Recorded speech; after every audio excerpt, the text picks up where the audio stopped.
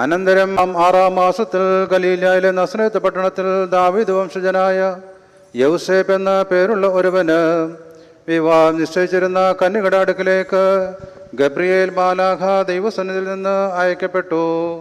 ആ കന്യകയുടെ പേര് മറിയ എന്നായിരുന്നു.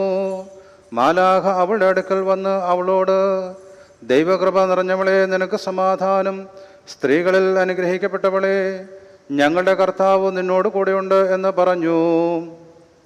അവൾ അവനെ കണ്ടിട്ട് ആ വചനം മൂലം പരിഭ്രമിക്കുകയും ഈ സമാധാനം എന്താകുന്നുവെന്ന് വിചാരിക്കുകയും ചെയ്തു. മാലാഖ അവളോട് പറഞ്ഞു, മറിയാമേ, നീ ഭയപ്പെടേണ്ട. എന്തെന്നാൽ ദൈവസന്നിധിയിൽ നിന്ന് നിനക്ക് കൃപ ലഭിച്ചിരിക്കുന്നു.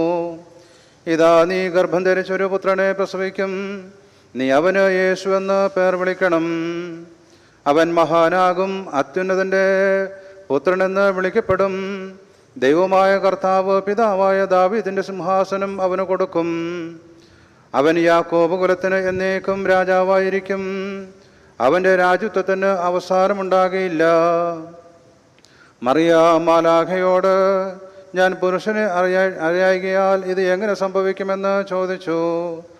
മാലാഖ ഉത്തരമായി അവളോട് പറഞ്ഞു, പരിശുദ്ധാത്മാവ് വരികയും അത്യുന്നതൻ്റെ ശക്തി നിന്നിൽ ആവസിക്കുകയും ചെയ്യും. അതുകൊണ്ട് നിന്നിൽ നിന്ന് ജനിക്കുന്നവൻ പരിശുദ്ധനാകുന്നു. അവൻ ദൈവത്തിൻ്റെ പുത്രനെന്ന് വിളിക്കപ്പെടുകയും ചെയ്യുന്നു.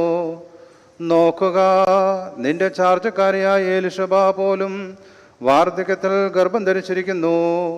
വന്ധ്യ എന്ന് വിളിക്കപ്പെട്ടിരുന്ന അവൾക്ക് ഇത് 6-ാം മാസമാണ്.